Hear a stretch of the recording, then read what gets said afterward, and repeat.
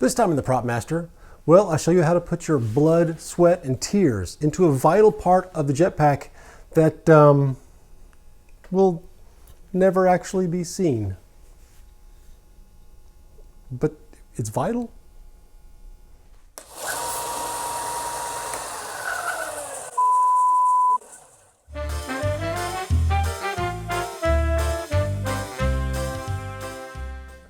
Well, it is vital. In fact, so vital that I'm going to show you two different ways to make this strap frame. In the first video, we're going to do it this way, where it's actually made with a rod of aluminum. And in a second video that's going to come out in a couple of days, we're going to do a second version where it's made completely out of wood, in case you don't want to have to worry about trying to bend this aluminum rod. Also, this one, I'm kind of leaning toward this one at the moment. But first, we're back to this one. It's a vital part of your jetpack, and we need to get it done. So let's get to work. Okay, so we finally get to start working on the jetpack for real. But before we can actually work on the jetpack itself, we have to work on the thing that the jetpack is going to attach to. And that is basically a 1960s to early 1970s Scuba tank rack that you would, wear on your back for scuba diving. And this is pretty close to the rack that was used for the actual jetpack. I managed to find that early on. And I'm going to do, you can see these little cutouts here will make more sense later on in the video, because I'm going to teach you two different ways to make this. A closer to accurate way and a easier way, but both will work just as well. And by all means, if you have access, or if you can find somewhere in a garage sale or something, an old scuba rack from the 60s or 70s, go with that. If you want to make it more accurate. But this will work just fine.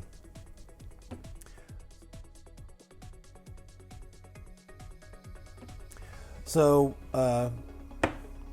for the more accurate version, we're going to bend some aluminum rod. This is a 1/2 inch by, I want to say 30 inches, which is 12 or 13 millimeter thick, and it's going to be just under a meter. So it's like 91.5 centimeters long. This is longer than you obviously need. We only need it to be this long. So if I'm not sure in Europe if they sell this kind of stuff by the meter, or if it's slightly less than a meter, but as long as it's longer than 91.5, well, even that's too long. So, somewhere in that general area. Obviously, you don't buy it in this shape. You'll have to buy it in a long rod like this. And in order to get this shape, I had to bend it around. Essentially, I used this right here. And I understand that very few people are going to have access to what is essentially an old railroad bearing, but this is just a solid chunk of steel. It weighs a lot. And I just bent this around this curve and then took a rubber mallet and just hammered the heck out of this thing until I got a nice curve. Now, you can also probably see that this is not actually the right size. It's a little big, but it was as close as I could come up with. The 3-inch PVC pipe fits in here perfectly, but it's just nowhere near dense enough to hammer against to get this shape. So I know that that's not something that you're really, most people are going to be able to do. If you do, it's pretty straightforward. You just, like I said, you lay this over the whatever you're using as a mandrel, and just bend it over as tightly as you can, and then take a hammer and hit it. Obviously this was locked in a vise, and just hammered it around until I got this shape. and just mess with it until you get these sides parallel. Alternatively, hopefully, I'm going to try another method to bend a more accurate size using this as a pattern. Also not something that everyone has, but you know, everyone has access to it, and it's going to be a large pipe wrench or some other type of very large heavy duty wrench like this. Downsides of this is these teeth are going to mar the aluminum pretty badly. I'll have to go back and file everything smooth, but you know, it's a solid piece of aluminum, so that's not really a problem. And I have no idea if this is going to work or not, so let's just see. I only had one piece of this to play around with, so I couldn't test it out beforehand. So let's first of all find the middle. Okay, so I just kind of roughly marked that with a pencil. Also, I guess I probably should mention that when I bought this, it was not perfectly straight. It was bent a little bit. And I just bought this at the hardware store. Actually, I got this at Home Depot, but you can find all this stuff at pretty much any hardware store. It's just basically basic aluminum rod, and I just by hand was able to bend it straight again. That's the advantage of having aluminum. It's a lot easier to work with. Now, by hand, I can't really get a perfect curve like this, but let's see if I can't force this to work.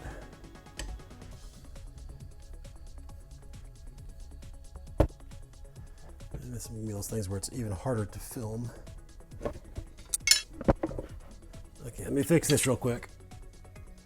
Okay, well, you can see what I'm trying to do, which is basically just take the wrench, lining it up with the center point there.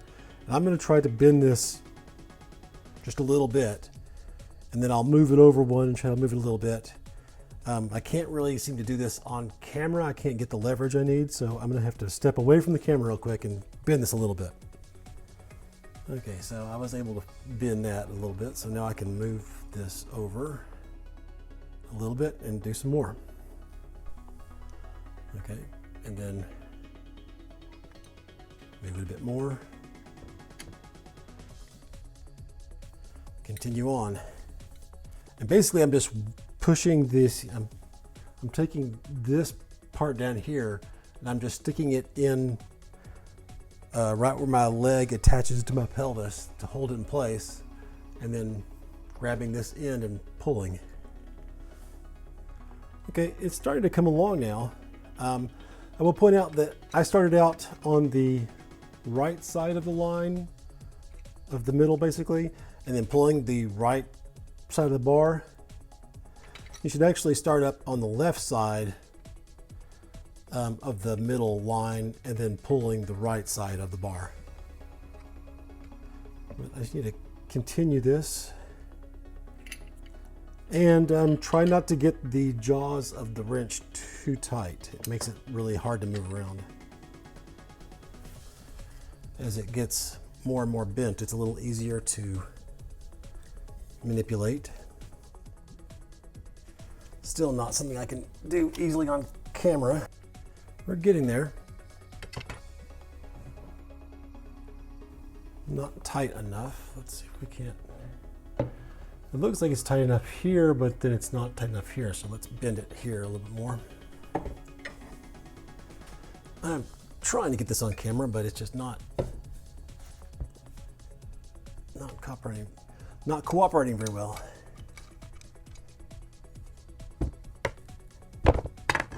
Now, obviously, if you have a small enough pipe bender for this, that would work much better than using a wrench. But I haven't been able to find anywhere near a pipe bender that's small enough for this size radius.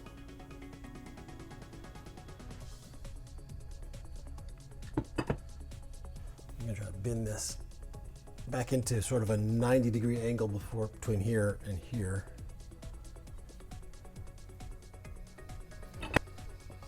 So it looks like right in the middle just needs to bend more.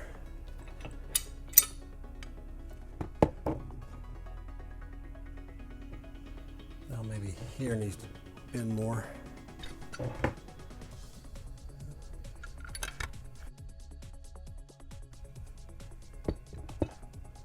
let me see if I can't.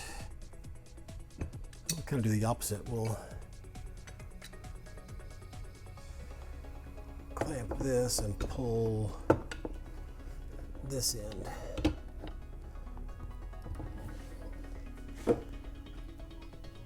I just can't do any of this on camera, I'm afraid. Okay, but that needs to bend.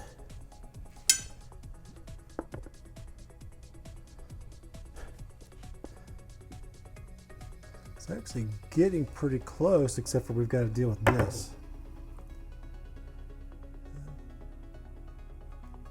Looks like a little sharper here. Okay. As you can see, it's actually extremely bent through here. So let me see if I can't. Maybe I may have to put this in a vise and try to pull that straight. But let me first try to do it the same way I've been doing this, just the opposite way here. Okay, that's about as far as I can get it with that method. So I'm going to put this in a vise and see if I can't bend that a little bit straighter. And now I'm pushing on this bottom part here, by the way.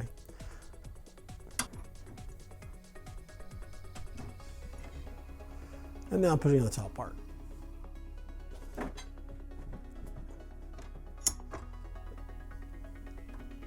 I'm basically doing the same thing I was doing with the pipe wrench, but this is bigger, so I can, you know, get a little bit more force on there a little bit more easily.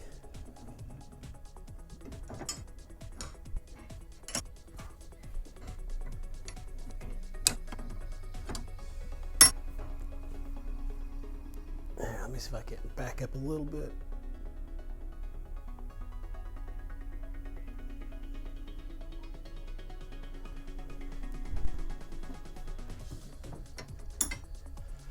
So this is definitely not pretty, and it's nowhere near sharp enough there. So let's see if I can't.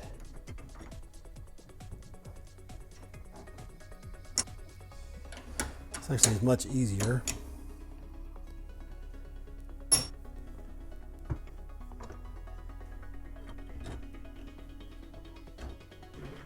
So the problem is, as this work hardens, it doesn't want to bend here. It wants to bend further out here where it's not work hardened.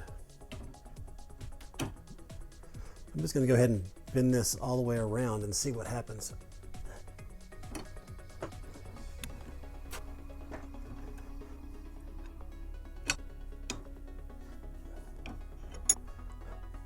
This obviously is not ideal. This actually isn't too bad, so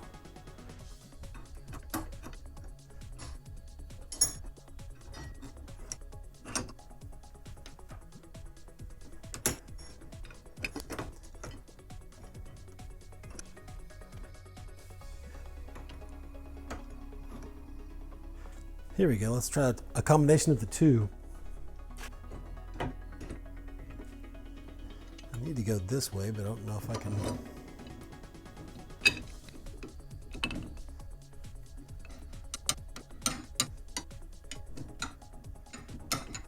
What I'm trying to do is I'm trying to force it to bend right here.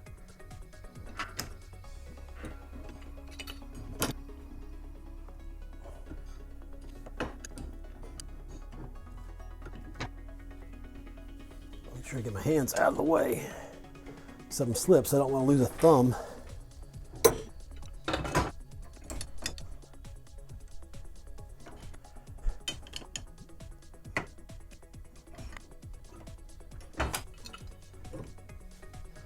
The problem with this is that I'm basically picking up everything when I'm trying to put force on here. It's trying to pick up the table and everything, but it seems to be working okay. I hope you can make heads or tails out of any of this.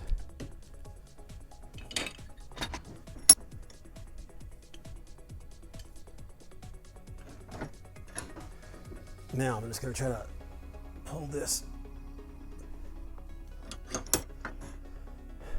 Getting a lot better, but we still need to bend a lot more right here.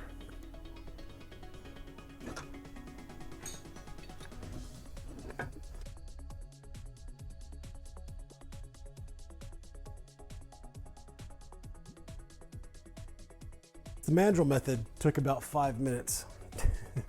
I'll say mandrel by, you know, me putting that steel piece in here and just hammering around it took about 5 minutes, as opposed to all this fighting back and forth. Let's go compare this to my drawing and see what it looks like. So it's actually more like the other one that I've already made. So I need to tighten it up quite a bit all the way around. So let's go back over to the vise. Definitely seemed to be a lot easier to manipulate. So let's go back over to the vise.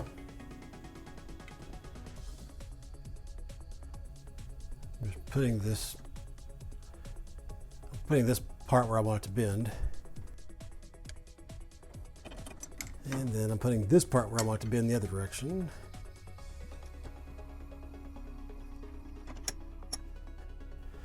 It's actually not horrible. This doesn't have to be a perfect curve. That time I tried to put the bottom jaw where I wanted it to bend.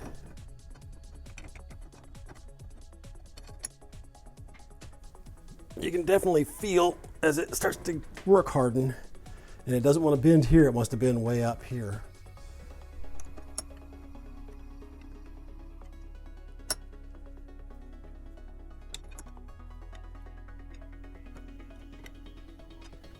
And just looking at that, it looks like this actually looks like a pretty good bend here. This kind of starts and then it bends sharper there. What I want to do is I want to bend this sharper and then bend it back. And if you mess up, just, you know, go back the other way. None of this is permanent until you stop.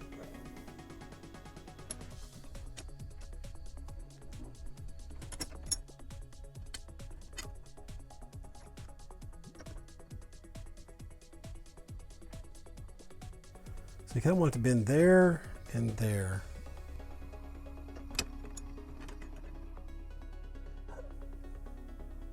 Problem right now is if I try to put this in right here, it's not going to bend. Maybe it will.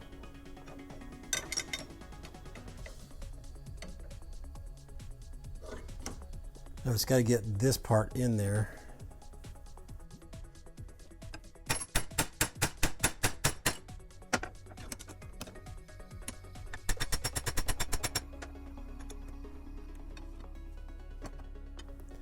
That's not too bad. Let's go see what that looks like. Honestly, it looks like if I can bend this from directly in the middle until these two are parallel with each other, that would be about perfect. That's easier said than done.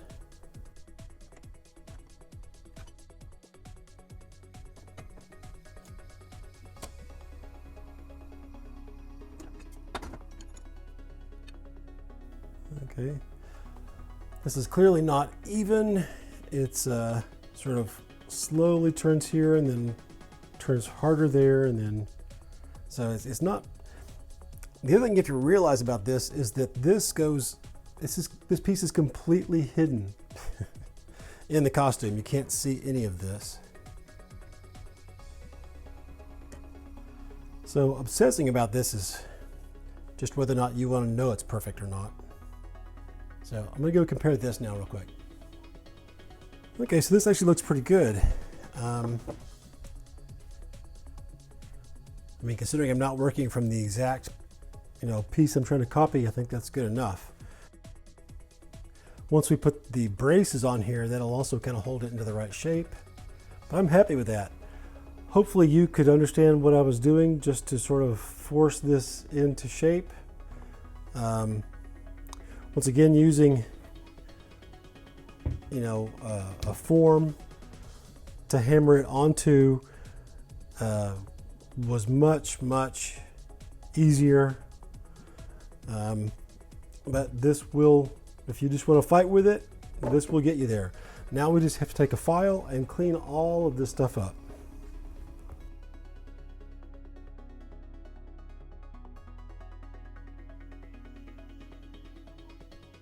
So I'm going to take this to the vise, clean all this stuff off, and then I'll be right back. Okay, so this is much smoother. There are still marks in here and on the outside as well, but they're smooth enough now that they're not going to snag on anything. You're not going to cut your hand on it or anything like that. It's good enough for what I'm needing it for. After I used the file on it, I took some sandpaper and just kind of smoothed up the file marks a little bit. Okay, so now what I need to do is to cut these to length.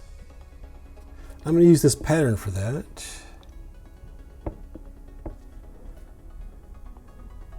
So it looks like in reality this is a tiniest little bit too big. Basically, it's kind of like this fits on the outside edge all the way around this pattern, which is fine.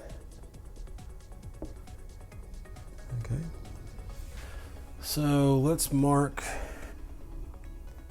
I'm going to go ahead and make this the full length. So this pattern will be included. There'll be a link to this pattern in the about section of the video, the information section.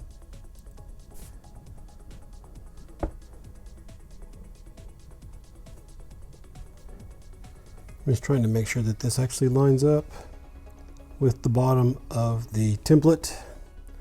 And I'm going to cut these off with a hacksaw, or actually, to be honest, I'll probably use the bandsaw with a hacksaw blade. You might not understand or might not know this, but you can actually cut aluminum for the most part with wood tools. But I have a hacksaw, so I'm going to use it. Okay, so I've cut those off. And I also took a file and just took the sharpest corners off of here, that's all. Just so you don't cut yourself. Now what I need to do is measure my distance at this top part here. And I want to do it from the center of this to the center of this. I basically do it where this is a straight edge, and then when it stops being a straight line, that's the point where I want to measure. And in this case it is 4 3/8, but you need to go ahead and measure just in case yours is different.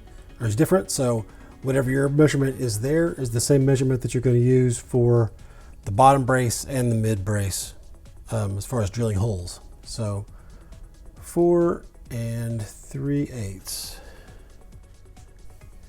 And now I've just got a 2x4, which is just the standard wall construction stud wood in the United States. I'm not sure what the dimensions are in Europe, but it's going to be something similar. And I want to cut this to be the width here. This is a pretty rough piece of wood.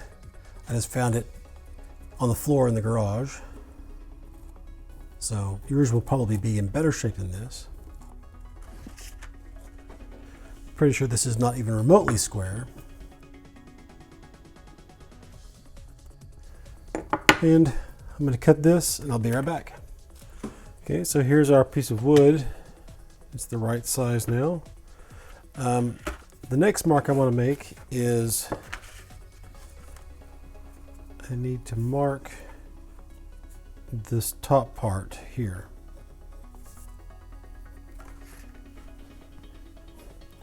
I totally cannot see my marks. What I'm going to have to do is mark the side.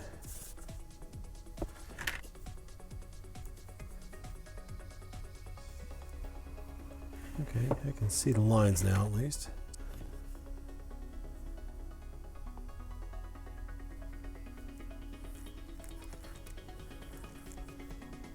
Okay, so I've got that marked. Next, I want a much smaller one. I'm going to just measure from the other side. Oh, probably about 1 inch, which is about 2.5 centimeters.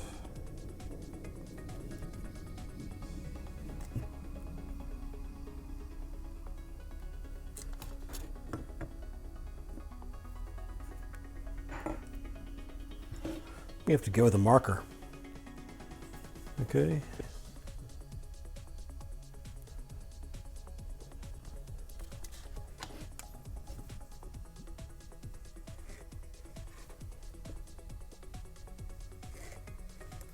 Okay, now hopefully you can see the 2 marks. And I'm just going to make 2 cuts, one there, and I'll have my bottom section for here, and I'll have a top section that'll go across here in the middle. And I'll cut this and be right back. Okay, so from the moment that I ripped this piece down, I made that first cut, it's pretty obvious that this is cedar, and it's not a particularly strong piece of wood, and also when I start sanding this, it's going to wreak havoc on my sinuses and everything. So I should have known that from this silver gray way it aged.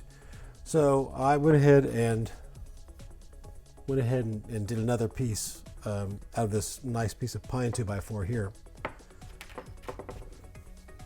So here's the same pieces that I was cutting out of the cedar, but in pine. So now I just need to transfer my marks for the width of this, which was 4 3/8 of an inch. I'm a little bit concerned as to how thick this actually is. I mean, this goes on your back and then other stuff goes on top of it. It's a pretty thick piece of wood, so I may end up cutting this a little thinner, to be honest. But let's start out by seeing what this looks like. Yeah, there's plenty of wood there. Once I drill these holes, I could definitely cut, quite a bit off of that.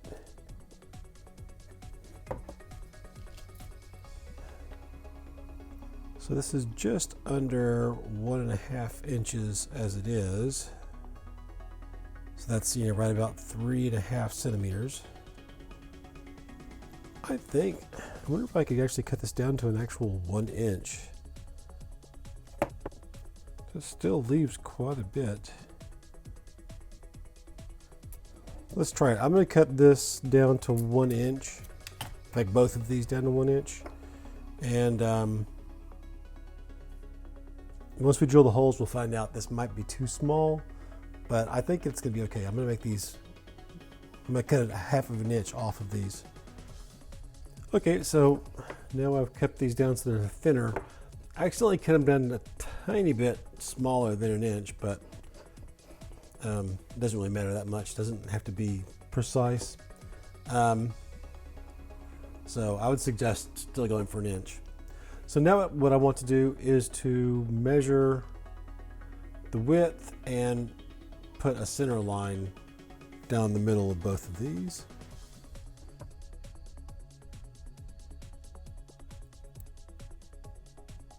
And even this isn't hypercritical.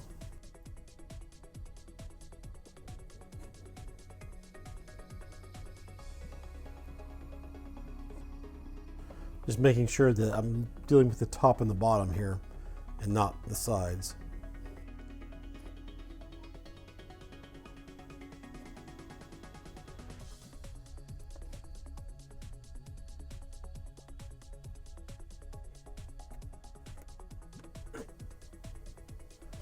Okay, now we need to find the center of these 2 pieces.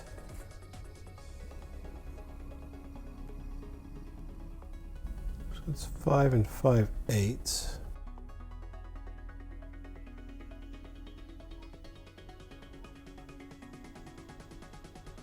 Just double checking my measurements.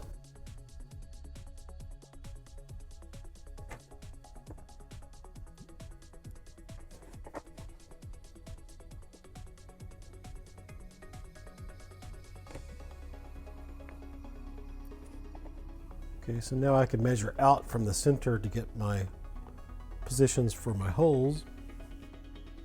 So 4 3/8, half of that's going to be 2 3/16, I think.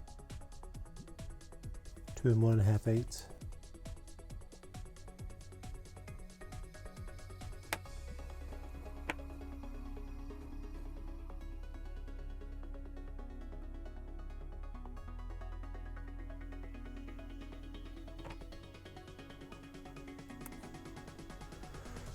Okay, so now I just need to drill a 1/2 inch hole in here to match my 1/2 inch aluminum rod to get through there. I measured it with the calipers and it's actually a tiny bit bigger than a 1/2 inch, but 1/2 inch is the biggest drill bit that I have that's in small increments. So I think we have to make it work. You know, drill bits tend to wobble just a little bit and make the hole slightly bigger than they are, so hopefully everything's gonna work out fine. We'll see. Okay, here's my pieces with the holes drilled in them. Tore out a little bit on this one section, but that's not surprising considering the curve that was in this 2x4. You're not gonna probably have that much of a rounded edge, so you're not gonna have to worry about it that much. But if you do, it's not that big a deal either. We're gonna do some shaping on this after we make sure it all fits. But the important thing is, will this fit in the hole? And it's definitely tight. If I force it too much, it's just going to split this wood. Luckily the grain's going that direction.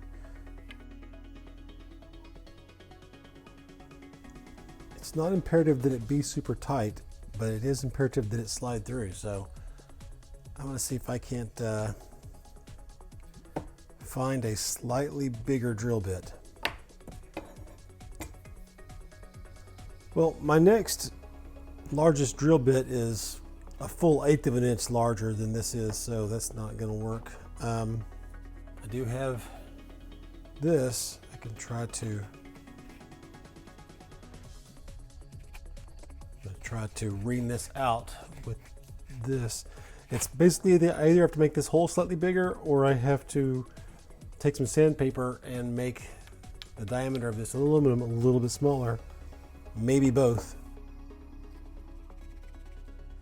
This file is trying to drill itself in here, which I'm afraid is going to split the wood wide open.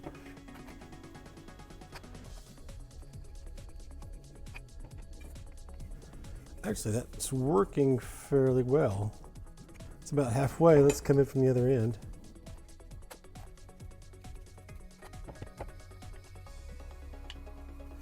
Okay, let's just do the rest of them.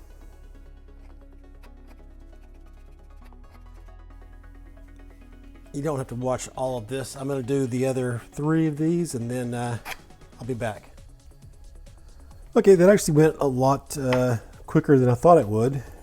In fact, this one's tight, but I actually kind of overdid it a little bit on the bottom here, but that's okay.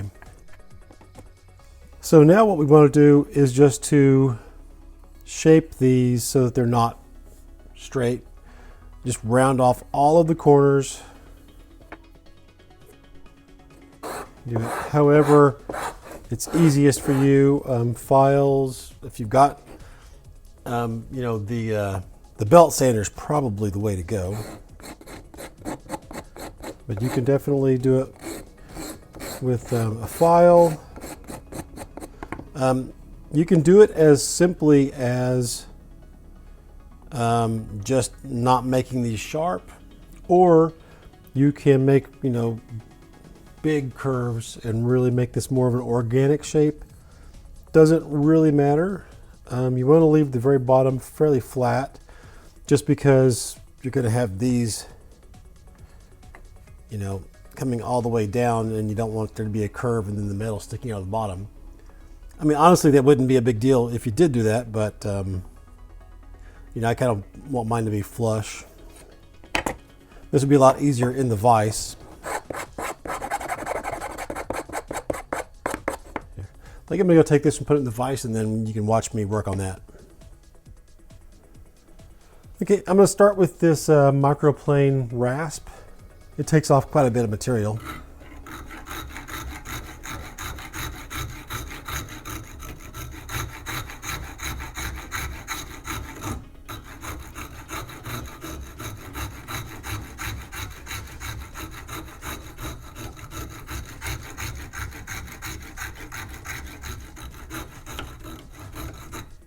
And I don't have any kind of a real plan for this. I'm just going to make it more of an organic teardrop shape.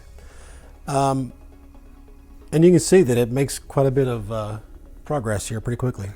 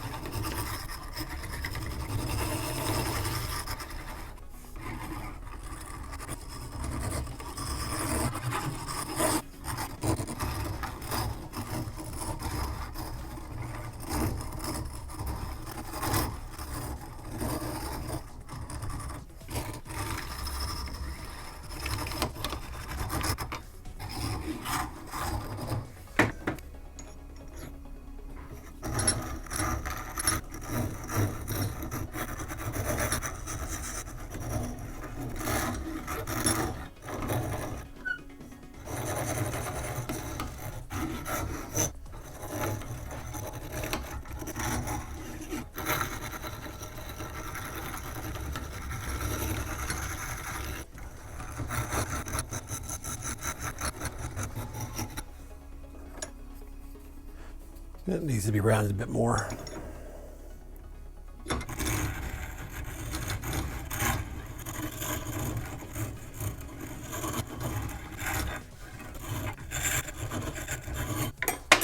Okay, so once you have your basic shape that you want, where you've got everything nice and rounded, hopefully, if you're on the screen, you know, where everything's just kind of, nothing's real sharp edged. It's a nice, round, comfortable shape that's going to be, you know, up against your back. So it's a nice, comfortable shape. It's a little rough, so now we can go back with a finer, let's see, before we start doing the fine stuff, let's put some wood in here so we're not marking up the wood so badly. Just have a couple pieces of wood here. Now I can lock this in the vise tightly without getting little teeth marks in the wood. Can be a challenge holding everything in place, but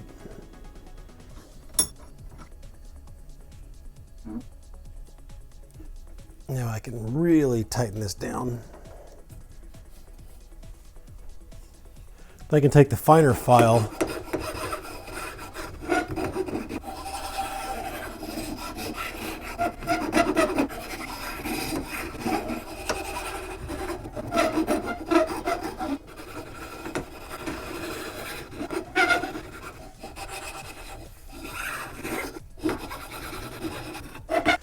So I think you probably get the picture there. So I'm going to go ahead and finish this up and do the other one, and then we'll take a look at them. So as you can see, I've finished these up, and you know, they're not symmetrical. They're just very rounded and not, there's no edges. Everything's nicely contoured. Looks like this end's a little bit smaller than this end, but that's totally fine. On this end, I kind of rounded the top over completely, whereas it's still flat at the bottom but has rounded edges. And I pretty much just tried to round the ends really well. It doesn't have to be symmetrical. It doesn't have to be, I mean, if you wanted to just knock all the edges off so that it wasn't sharp, that would also work fine. I just wanted this to be as contoured as possible because it's going to be, you know, up against your back and you don't want anything pressing. I'm not sure exactly how I want to glue these in place. I will go back and put a screw through all of these so they'll be physically connected as well. Let's go ahead and just put, and I just want to go maybe a little past the middle. This is basically just to reinforce these rods because the webbing, you know, the straps are going to come off of here to hold the backpack, you know, to make the shoulder straps and everything for the backpack or jetpack. So that's just to reinforce that. And then this will go, and make sure I've got the flat side down. Okay. Now this I will need to go ahead and make sure it's nice and secure. Mostly because this is the part that's actually going to have the aluminum piece that the backpack's going to actually sit on. So this will be somewhat structural. And like I said, I'm going to drill some holes through here and put some bolts and nut and bolt through here as well. So I still have to decide how I want to glue this in place. Hot glue is kind of a temporary thing, but at the same time, I'm kind of thinking that would be the best gription and would fill in the fact that these are a little small, or I'm sorry, the holes are a little bit big on here. So I'm going to think about that for a few seconds, and then I'm going to go ahead and glue this in place with either hot glue or maybe epoxy or just super glue. Not sure at this point. So I've decided to use a combination of hot glue and CA glue.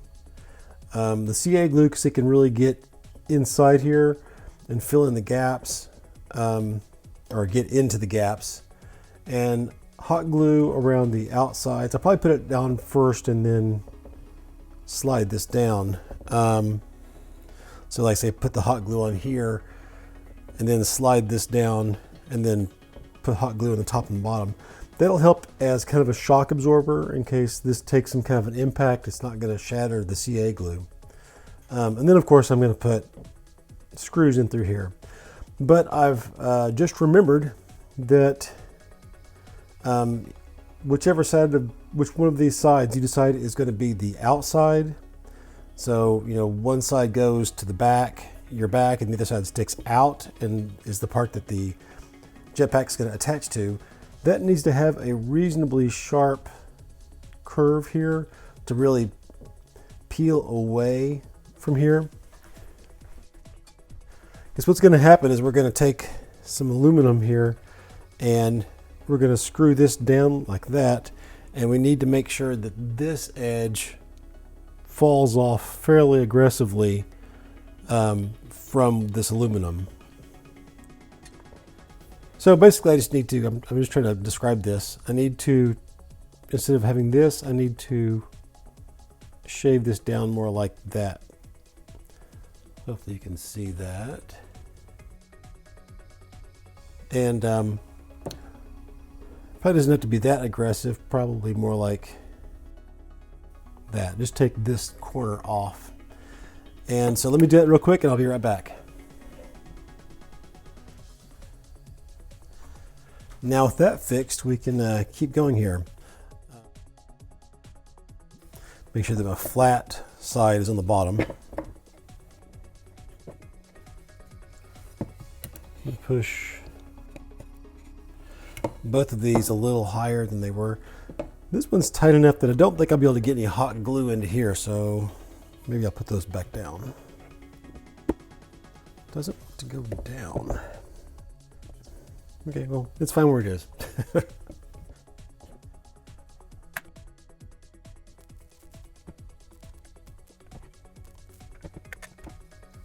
And push that all the way down if we can. If a little bit of the aluminum sticks out, that's absolutely fine.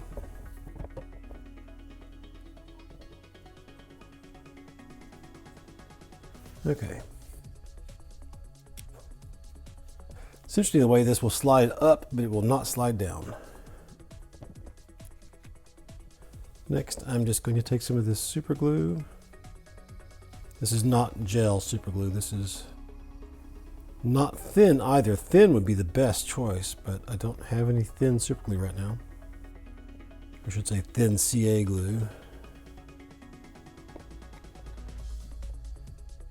Gonna give that a chance to drip down inside, and then I'm gonna clean off that drip right there.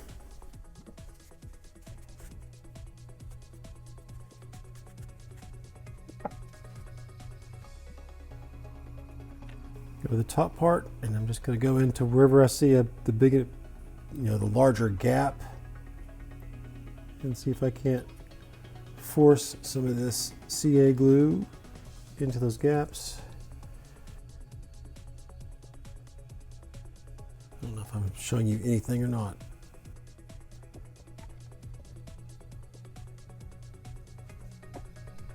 And I'm going to give that a second or two to do whatever it's going to do, and then I'm going to hit it with some accelerator. It's been about a minute. Try not to spray my pattern.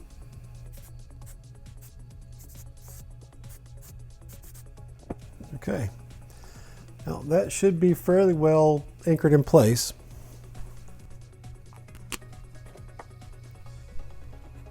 And the next thing we want to do is to drill 4 holes, 2 up here and 2 down here. In both cases, I want to try to go completely through the middle of the aluminum rod and out the bottom side. You can use a handheld drill for this, or you can use a drill press. Let me see if I can do one of them with a handheld drill, and then I'll probably go to the drill press to do the rest of them. Okay, so I'm set up to drill a hole here. This is the bolt that I'm going to use. Make sure that it's not a countersunk head. You can, but then you've got to countersink everything, and we're going to have some angles. This will actually go in from the back with this round head on it, and then the nut and bolt will come out on the outside side, because I don't want this digging into your back. Well, you don't want the nut, side digging into your back. This is a number 6. You don't have to use a number 6. Just make sure that you use a small bolt of some kind. And I've got the appropriate drill bit that is just the tiniest bit, the tiniest little bit larger than the bolt. I'm going to mark what looks like the center.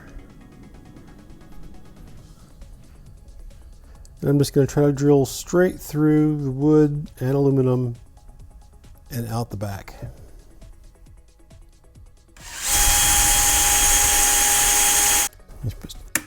Go slow in metal, I think. Okay, it's that simple. And that's what's actually going to hold everything and make sure nothing's moving around. Let me do 3 more holes real quick. On the bottom, make sure that you do it closer to the bottom down here and not up at the top, because that's where we're going to attach that aluminum strip that goes on here afterwards.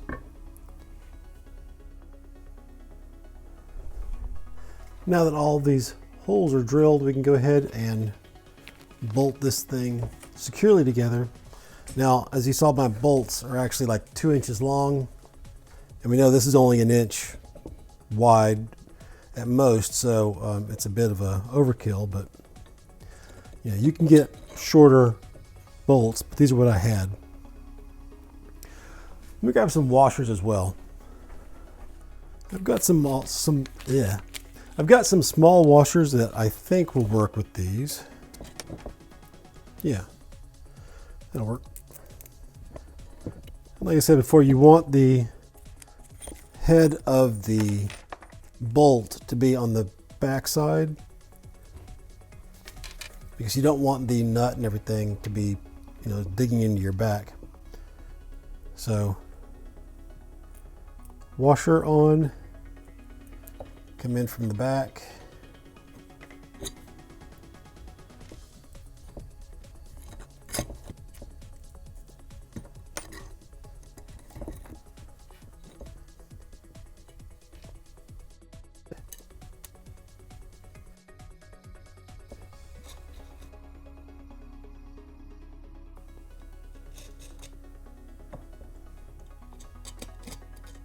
You need at least 8 nuts and bolts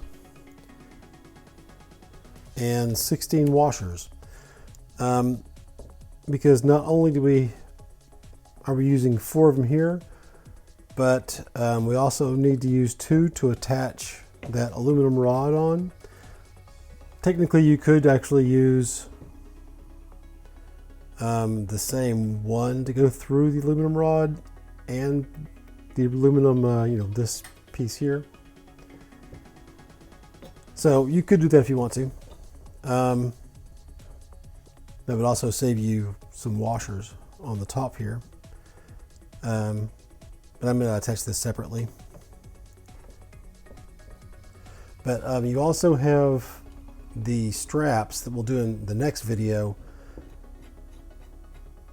And those straps will not bolt up at the top, but the waist belt will bolt into this piece of wood.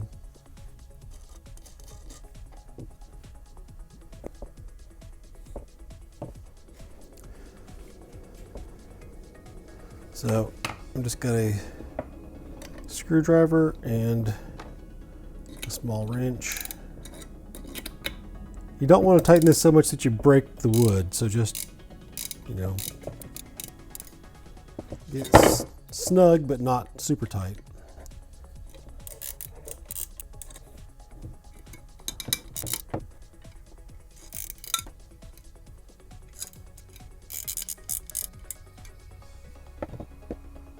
And then I need to cut all this extra off of here. Like I said, if you have just like a 1-inch long piece, or just slightly longer than your wood, then you won't have to cut so much off. But so to cut these off, you could use your Dremel tool with the little cutting blade. I could use that pneumatic reciprocating saw to cut those off. I could even use an angle grinder and just really go in there and grind it away. But sometimes just simple hand tools work just fine.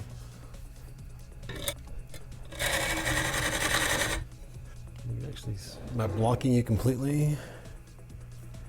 I'm trying to hold this so I don't cut myself, but at the same time you can see would be great.